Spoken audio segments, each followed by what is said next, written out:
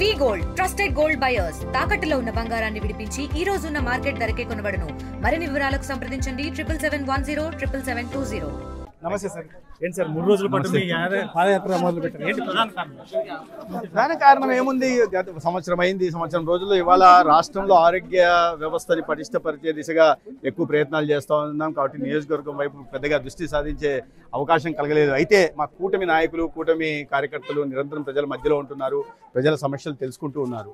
అయితే వాటి పరిష్కారం దిశగా ప్రయత్నాలు చేస్తున్నాం. అయితే ఒక సంవత్సరం పూర్తయిన సందర్భంగా ఏ రకంగా ప్రభుత్వ పాలన ఉంది, ఒక సంవత్సరంలో చంద్రబాబు నాయుడు గారి నాయకత్వంలో పవన్ కళ్యాణ్ గారి సహకారంతో సాగుతున్న ఈ కూటమి ప్రభుత్వం ప్రజల్లో సంతృప్తికర వాతావరణాన్ని సృష్టించిందా లేదా అని తెలుసుకునే ప్రయత్నం చేస్తాం. అయితే చాలామంది ప్రజలు మీరు చూస్తున్నారు, వెళ్తే గతంలో వచ్చిన పథకాలే మధ్యలో ఆగిపోయాయి, మళ్ళీ వాటిని పునరుద్ధరించాల్సిందిగా కోరుతున్న నేపథ్యం చూస్తున్నాం. చాలామంది ఇల్లు గతంలో ఇచ్చారు, మన ప్రభుత్వం ఉన్నప్పుడు ఇచ్చారు, గతంలో చంద్రబాబు నాయుడు గారు ఉన్నప్పుడు ఎన్డీఏ 1లో ఇచ్చారు, తర్వాత మళ్ళీ 5 సంవత్సరాల పాటు రాలేదు, వాటిని మళ్ళీ పునరుద్ధరించాల్సిందిగా కోరుతున్నాం. అందుకని వెరిఫికేషన్ చేస్తున్నాం.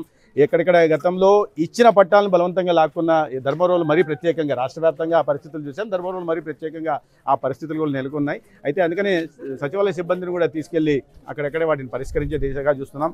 ఆధార్ కారణంగా అది ఏ స్టేటస్ ఎక్కడుంది గుర్తించే ప్రయత్నం చేస్తున్నాం. అదే సందర్భంగా ప్రధానమైన సమస్యలు చాలా, ప్రతి ఇంట్లో వెళ్తున్నప్పుడు పెన్షన్లు సక్రమంగా వస్తున్నాయి. గతంలో గ్యారెంటీ లేకుండా 1వ తేదీ వస్తుంది.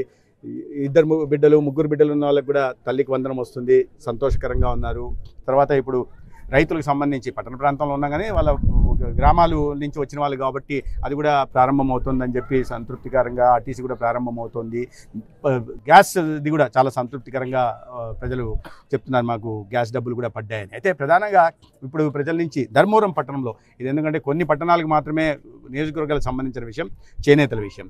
ఇక్కడ ప్రధానంగా అడుగుతున్నది ఏంటంటే సబ్సిడీ విషయం కానీ లేదా చేనేత బిల్లులు కానీ 24,000 ఏదైతే ఉండిందో. నేను అందుకని చెప్పుకుంటూ వస్తున్నాం. 33 అంటే ప్రజలు అర్థం చేసుకుంటున్నారు ఎటువంటి పరిస్థితుల్లో ఈ రాష్ట్రంలో కూటమి ప్రభుత్వం ఏర్పడింది. అదే సార్, గత ప్రభుత్వంలో ముడి సరుకు సంబంధించి 25,000 అకౌంట్ లో పడేది, ఇప్పుడు ప్రభుత్వం వచ్చింది, కూటమి ప్రభుత్వం వచ్చిన తర్వాత దాన్ని విస్మరించలే. ప్రాధాన్యత క్రమంలో చేపట్టే ప్రయత్నం చేస్తున్నాం. ఆ విషయాన్ని మేము ప్రజలకు చెప్పగలుగుతున్నాం.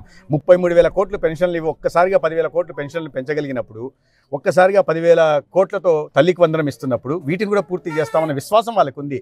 అయితే వాళ్ళు కూడా అర్థం చేసుకుంటున్నారు ఈ పరిస్థితులు మనకి కొద్దిగా చిన్నదే కదా, తక్కువే కదా, తొందరలో చేస్తారా అని అడుగుతున్నారు తప్పిస్తే ఎక్కడ అసంతృప్తి వ్యక్తం చేయడం లేదు.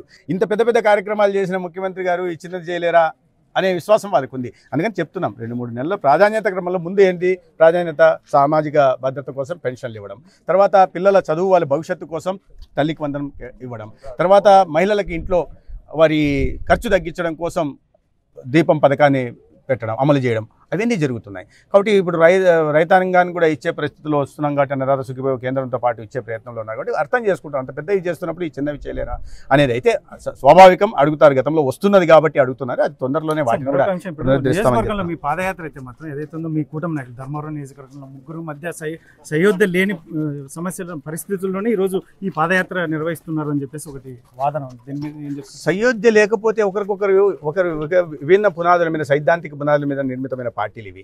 సయోధ్య లేకపోతే ఇంతమంది కలిసిపోతారా? అంటే ఎవరైనా గిట్టని వాళ్ళు లేదా పాపం ఈ ఐక్యత చూసి భరించలేని వాళ్ళు, ఈ ఐక్యతని పెంచాలని చూస్తున్న వాళ్ళు చేస్తున్న కుట్రలు ఇదిలో ప్రచారం తప్పిస్తే సయోధ్య లేదని ఎవరు చెప్పారు? కూటమిలో వాళ్ళు చెప్పాలా, కూటమి నాయకులు చెప్పాలా? కూటమి నాయకులు ఐక్యంగా పోతున్నారు. మంత్రి సత్యకుమార్ యాదవ్ కూడా ఒప్పుకున్నటువంటి నేపథ్యం మా మధ్య కాస్త గ్యాప్ ఉంది. మా మధ్య అనలేదు. నేనేమన్నానంటే ఇప్పుడు కూడా చెప్తున్నా, నేను సైద్ధాంతిక విరుద్ధమైన సైద్ధాంతిక పునాదుల మీద నిర్మాణమైన పార్టీలు ఎవరు సిద్ధాంతాలు వాళ్ళకున్నాయి. కింద స్థాయిలో, క్షేత్రస్థాయిలో కార్యకర్తల విషయాల్లో కొన్ని విషయాల్లో చిన్న అభిప్రాయ భేదాలు వస్తాయి. దాన్ని టీకప్పులో తుఫాన్ లాగా చూడాలి తప్పిస్తే నాయకత్వానికి అంటగట్టకూడదని నేను గతంలో కూడా చెప్పాను. అదే ఇప్పుడు కూడా చెప్తున్నా. చిన్న కుటుంబంలో ఉండవా, తల్లిదండ్రుల మధ్య ఉంటున్నాయి. మీరు ఇంకా ఎవరు మాట్లాడుతున్నారు ఈ విషయాలు? తల్లిని చెల్లిని తరిమేసిన వాళ్ళు చేస్తున్న ప్రచారాలు ఇవి. కుటుంబంలోనే తమకు అండగా నిలబడి సర్వస్వం దారపోసిన వాళ్ళని బయటకు తరిమేశారు. వాళ్ళు చేస్తున్న ప్రచారాలని మనం ప్రజలు నమ్మే పరిస్థితి అయితే ఇవాళ లేదు.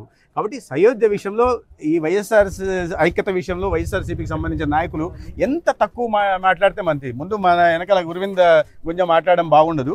కాబట్టి వాళ్ళకు కూడా నేను సలహా ఇస్తున్నాను, ముందు మీ ఇల్లు చక్కదిద్దుకోండి, మా గురించి మీరు ఆలోచన అవసరం. మాజీ ఎమ్మెల్యే కూడా చెప్తున్నారు సార్, ఇసుక విషయంలో కూడా మీరు రేవులు పంచుకున్నటువంటి నేపథ్యం ఏమి ఇసుక వ్యాపారాలు, ఇసుక వ్యాపారాలు, కబ్జాలు కబ్జాలు గిబ్జాలు చేయడం మాజీ ఎమ్మెల్యే నైజం, ఆయన స్వభావం అందరికీ తెలుసు. దానికి తగినట్టుగా ఆయనకు ఏం గుణపాఠం నేర్పారో ప్రజలు నేర్పించేశారు. కాబట్టి ఈ క్రమంలో పాపం పవర్ పోయిన నేపథ్యంలో మైండ్ బ్లాక్ అయిపోయి రకరకాల ఈ ప్రలాపనలు తప్పిస్తే దీంట్లో ఏమాత్రం వాస్తవం లేదు. ఇసుక ఎక్కడున్నాయో రీచ్లు ఎక్కడున్నాయో కూడా మాకు తెలియదు. రేపు టెండర్లు పిలుస్తారు, టెండర్లో ఎవరికి వస్తే వారికి పారదర్శకంగా పోతుంది తప్పిస్తే బెంగళూరు తరలిచ్చే పనులు కానీ ఇట్లాంటి కార్యక్రమాలు చేసే ప్రసక్తి లేదు. ముఖ్యమంత్రి గారు దీన్ని అసలు సహించే ప్రసక్తి కూడా లేదు. ఈ రాష్ట్రంలో గత ప్రభుత్వంలో ఏవైతే తప్పులు జరిగాయో ఆ తప్పులు జరగకుండా కూటమి ప్రభుత్వంలో జాగ్రత్తలు తీసుకోవడానికి పైనుంచి కింది స్థాయి దాకా చర్యలు చేపడుతున్నాం. కాబట్టి గతంలో జరిగినట్టు ఇప్పుడు జరగాలని వాళ్ళు భావిస్తూ ఉంటే ఒకవేళ అది మాత్రం జరగదు. అంటే ఇంకోటి సార్, ప్రజల నుంచి ఏమి సమస్యలు వస్తున్నాయి సార్ మీ దృష్టికి, ఏం చెప్తున్నారు? ప్రజల నుంచి అదే సమస్యలు అంటే ఇవే ప్రధానంగా. కొన్ని చోట్ల రహదారుల సమస్య లేదా నీటి సమస్య. గతంలో అమృత పనులు పూర్తిగా జరగలేదు. ఎప్పుడో గత ఎన్డీఏ 1లో కేంద్రం నుంచి మంజూరైన నిధులు, అప్పుడు స్టేట్ యాన్యువల్ యాక్షన్ ప్లాన్లో చంద్రబాబు నాయుడు గారు మంజూరు చేసిన నిధులు ఇప్పటిదాకా పనులు జరగల.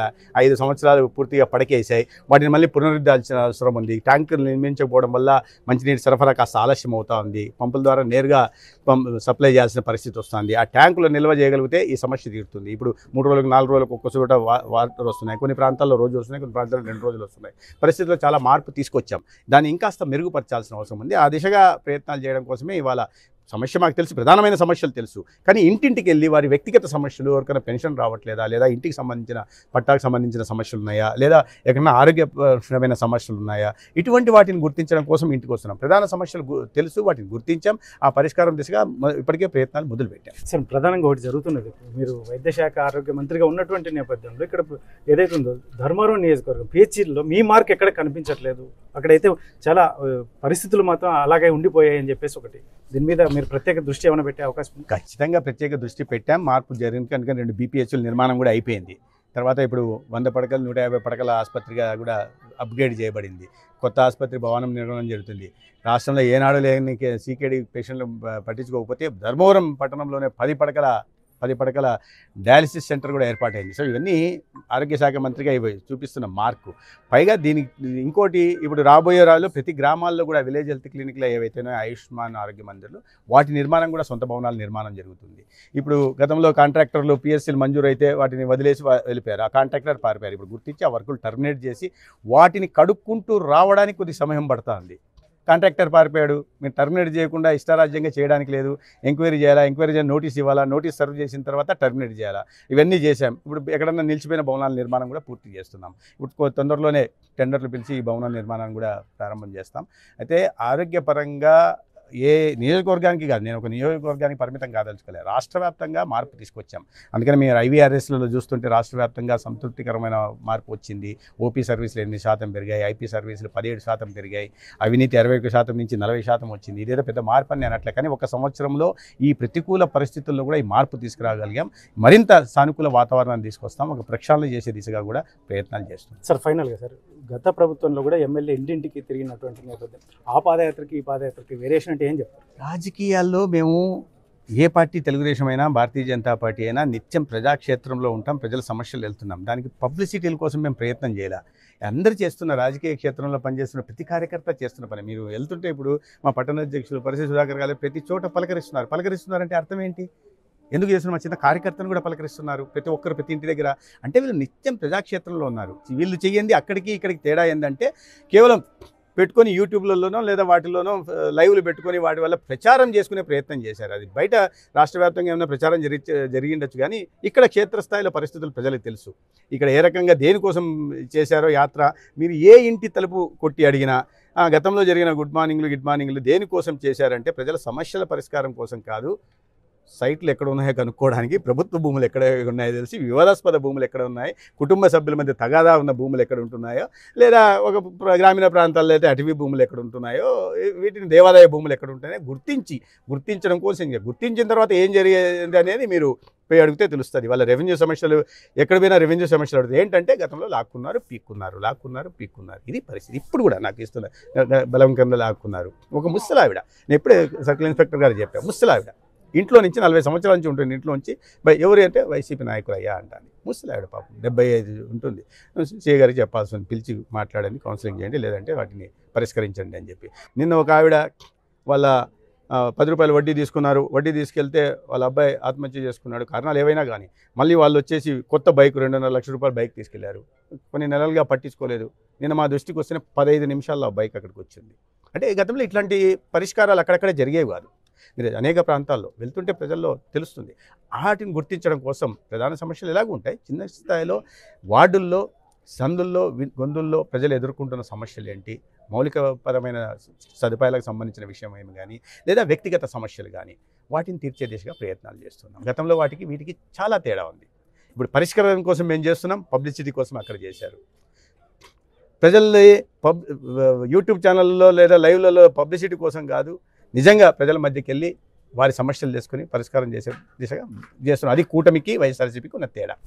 ఇది మంత్రి ప్రాతినిధ్యం వహిస్తున్నటువంటి ధర్మవరం నియోజకవర్గంలో 3 రోజుల పాటు కలియ తిరుగుతున్నటువంటి నేపథ్యం. ముఖ్యంగా ఏదైతే ఉందో కూటమి నాయకుల మధ్య ఎటువంటి భేదాభిప్రాయాలు లేవు, ఖచ్చితంగా సఖ్యతతోనే ముందుకు వెళ్తున్నటువంటి నేపథ్యం. అయితే మరొక వైపు ఇక్కడ ఏదైతే అభివృద్ధి అంశం అనేది ఖచ్చితంగా మేము ముందుకు తీసుకెళ్తున్నటువంటి నేపథ్యం. ముఖ్యంగా ఇక్కడ ప్రధానంగా ఎందుకంటే ఒక ధర్మవరం నియోజకవర్గానికి మంత్రిని కాదు, రాష్ట్ర వ్యాప్తంగా నేను మంత్రిని కాబట్టి ఖచ్చితంగా ముఖ్యంగా పిహెచ్సీల అంశం కావచ్చు, ఇతరత్ర అంశాలు అనేక అంశాల మీద నాకు ఖచ్చితంగా పట్టు ఉంది.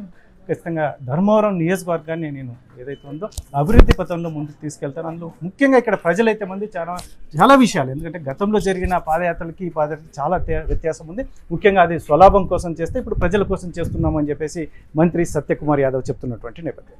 తెలుగులో న్యూస్ కి ఫాస్టెస్ట్ యాప్ ఇప్పుడు టోటల్లీ న్యూ అవతార్లో జస్ట్ 5 సెకండ్స్ లో కంప్లీట్ న్యూస్, సోషల్ మీడియాలో ట్రెండ్స్ కి one stop solution, live TV app, voice search option తో ఇప్పుడే డౌన్లోడ్ చేయండి లేదా అప్డేట్ అయిపోండి. యాప్ లింక్ డిస్క్రిప్షన్ లో ఉంది.